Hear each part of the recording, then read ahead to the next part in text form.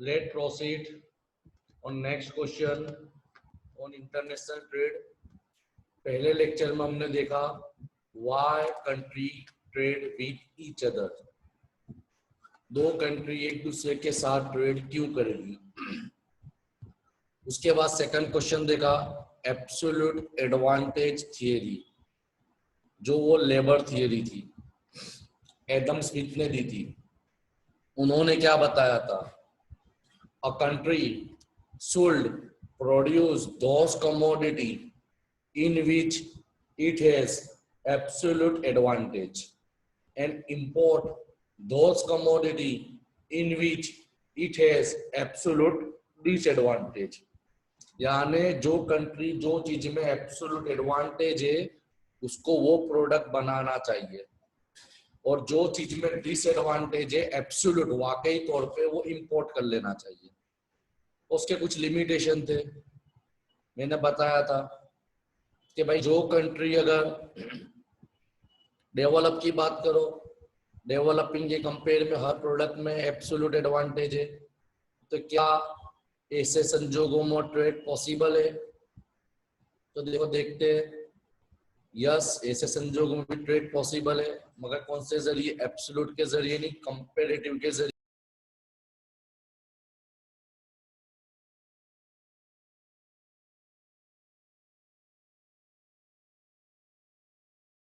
Possible है तो हम वो थियरी देखेंगे, comparative advantage.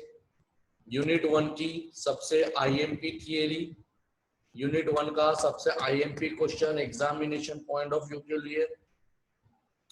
Explain the theory of comparative cost advantage, या तो explain model of David Ricardo, explain validity of comparative compare to international theory, so on. अलग अलग प्रकार के क्वेश्चन है. सबसे पहले देखते हैं introduction. According to Adam Smith, trade is possible only when one country has absolute advantage in producing one commodity and other country has absolute advantage in other commodity. ये हमने already absolute advantage Adam Smith की theory में पढ़ा हुआ है. But in reality, the developed country have absolute advantage in producing all commodity and underdeveloped countries have absolute disadvantage in all commodity. So how trade is possible between developed and underdeveloped country in such situation? वही बताया है कि develop country developing के comparison में हर चीज में absolute advantage है और डेवलपिंग कंट्री हर चीज में डिसएडवांटेज है. तो क्या ऐसी सूरतों में ट्रेड पॉसिबल है? Yes, according to David Ricardo, trade is still possible in such situation if there is comparative advantage. तो डेविड रिकार्डो ने क्या बोला? यस, ऐसे संजोगों में भी ट्रेड पॉसिबल है, मगर एब्सोल्यूट के जरिए नहीं, कंपेरेटिव एडवांटेज के जरिए. देखते हैं डिटेल में. David Ricardo in his book principle of political economy and taxation formulated precise theory of international trade based on comparative advantage theory. यानी डेविड रिकार्डो ने कंपेरेटिव एडवांटेज थियरी को फॉर्मुलेट किया है और उनकी बुक में लिखा हुआ है. सेम चीज Ricardo develop the principle of theory out of his labour theory. पहले क्वेश्चन में बता दिया है, एब्सोल्यूट एडवांटेज और कंपेरेटिव एडवांटेज दोनों तो कौन सी थियरी है? लेबर थियरी है. क्लियर? लेबर थियरी है. यानी ये लोग ने सिर्फ लेबर को ही इंपॉर्टेंस दिया. No capital, no land, no entrepreneur, no other factor of production. Only labour is the important factor in determining cost of production. According to labour theory, the exchange of any commodity is determined by labor cost. Is determined by labor cost. Ricardo principle of comparative advantage is based on following assumption. इनके भी assumption क्या है देख लेते हैं. Generally दोनों के assumptions same है. Labor is the important and only factor of production. Adam Smith ने भी यही बताया था. All labor is of same quality and characteristic, homogeneous. ये भी एडम स्मिथ ने सेम बताया था. Labour is perfect mobile within country and immobile between country, ये एजम्पशन भी कॉमन है. There are only two countries, Portugal and England. Adam Smith ने बताई थी वो इंडिया और मलेशिया थी. And two commodity, wine and cloth. Adam Smith में था रबड़ एंड क्लोथ. बस खाली नाम चेंज हुआ. दो कंट्री होगी यहाँ पे भी, इंग्लैंड और पोर्टुगल. दो प्रोडक्ट बनाएंगे, वाइन और cloth. The cost of production is measured in real terms not in money term. ये याद रखना, ये एमसीक्यू में आ सकता है कि कंपेरेटिव एडवांटेज में जो प्रोडक्शन कॉस्ट होगा वो किस में मेजर होगा, रियल टर्म में होगा, मनी टर्म में नहीं होगा. यानी इसके लिए तो बताया कि ये पूरी थियरी किस पर डिपेंड करती है, लेबर पे. Both good in both country are produce under constant return to scale. दोनों कंट्री चाहे तो दोनों प्रोडक्ट बना सकती है, जो ऑलरेडी हम एडम स्मिथ में भी पढ़ चुके हैं. थियरी एज्यूम फुल एम्प्लॉयमेंट, ये भी सेम एजम्पशन है. देयर एग्जिस्ट फ्री ट्रेड, ये भी सेम एजम्पशन है कि फ्री ट्रेड होगा. And it ignore transportation cost, कोई ट्रांसपोर्टेशन कॉस्ट नहीं होगा इंटरनेशनल व्यवहार में. यानी ये सब एजम्पशन बेसिकली दोनों के ऑलमोस्ट सेम है. क्लियर. अब देखते हैं स्टेटमेंट, थियरी क्या बोलती है. थियरी अब स्टार्ट होती है. A country will specialize and export in the production of that commodity in which it has greater comparative advantage or least कम से कम comparative disadvantage. यानी कंट्री को वही प्रोडक्ट बनाने में स्पेशलाइजेशन करना है जिसमें उसको कंपेरेटिव एडवांटेज है या सबसे कम डिसएडवांटेज है. शब्दों पे ध्यान देना. Comparative advantage means develop country, least disadvantage का मतलब डेवलपिंग कंट्री. आगे देखेंगे आगे. And a country will import that commodity in which it has less advantage and greater disadvantage. पूरा वाइज वर्सा है. Clear. In his demonstration Ricardo used two countries, namely England and Portugal. They produced two goods, namely wine and cloth. Clear? दो country, दो product. Suppose ये example लिया, आप कुछ भी लिख सकते हो मगर ये लोगे तो easy रहेगा. Suppose in Portugal a unit of wine, यानी एक wine बनाने के लिए का खर्चा कितना, 80 hours of labor. And unit of cloth, एक यूनिट ऑफ क्लोथ बनाने का खर्चा कितना, 90 hours. Similarly in England a unit of wine, एक वाइन बनाने का खर्चा 120 आवर और एक यूनिट क्लोथ बनाने का hours cost 100 hours of labour, क्योंकि लेबर थियरी है. तो देखो ऊपर वाले पैराग्राफ से पता चल गया. वही चीज मैंने टेबल में बताई है. पोर्टुगल, इंग्लैंड, एक यूनिट वाइन बनाने के लिए 80 आवर्स ऑफ लेबर, एक यूनिट क्लोथ बनाने के लिए 90 आवर्स ऑफ लेबर. जब इंग्लैंड की बात करो तो एक यूनिट वाइन बनाने के लिए 120 आवर्स ऑफ लेबर और एक यूनिट क्लोथ बनाने के लिए 100 आवर्स ऑफ लेबर.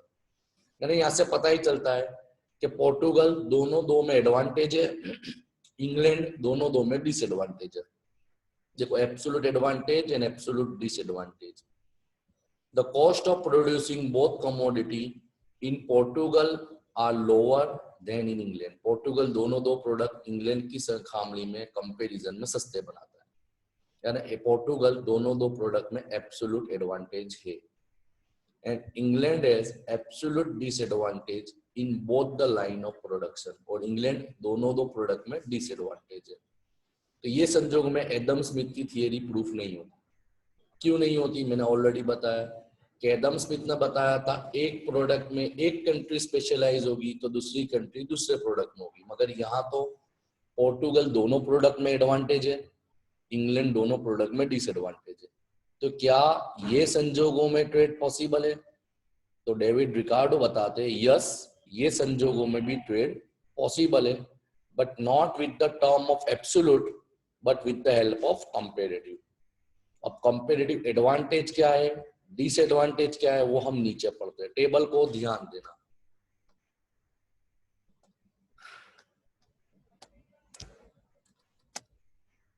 देखो देखते हैं comparative advantage and comparative disadvantage. to know the comparative advantage and disadvantage, we have to compare the ratio. We have to compare the ratio of cost of production of a commodity in a two country.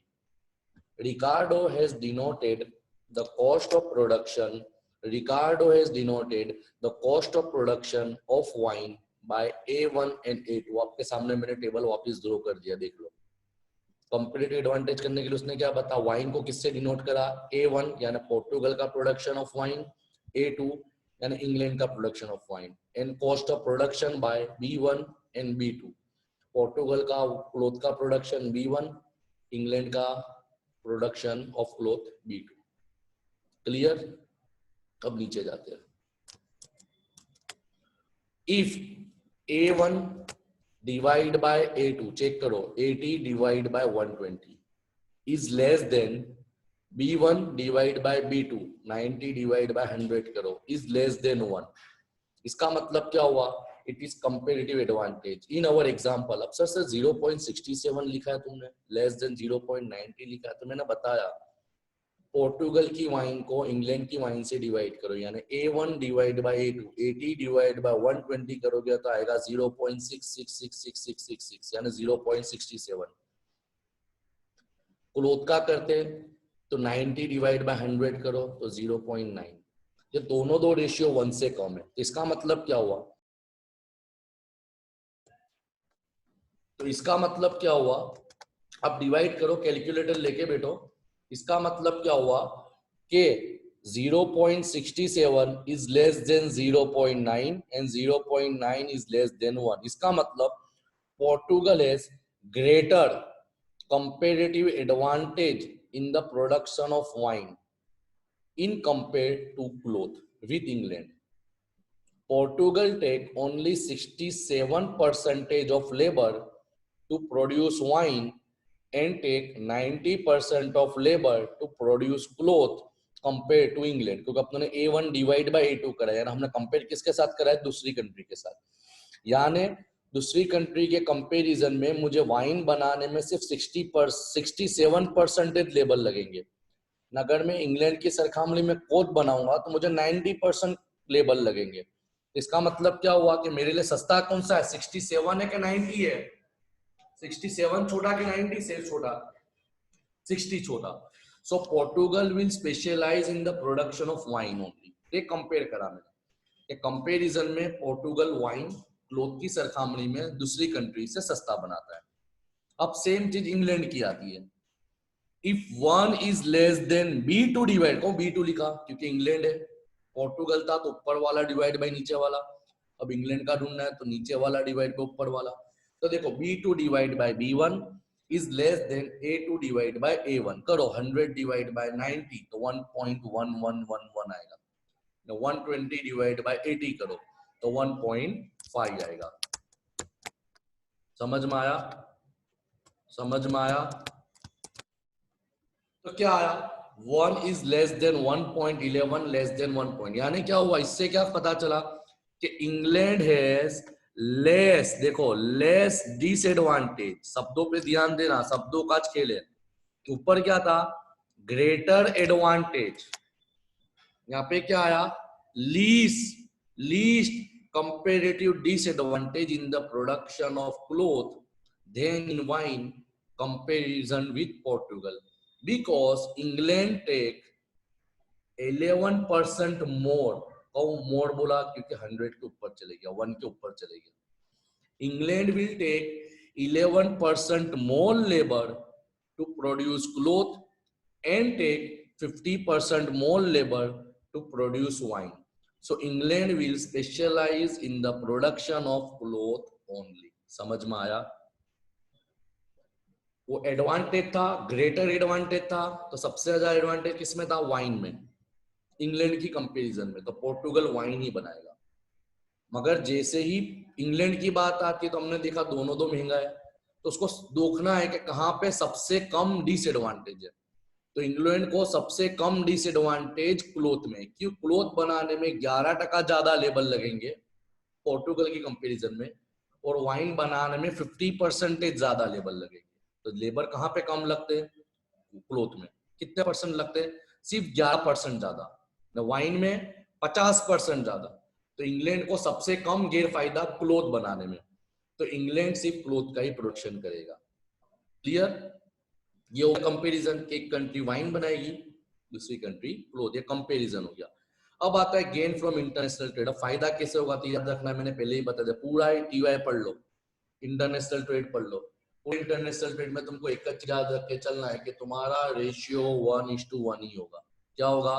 आप लोगों का ratio 1:1 ही होगा। आपका ratio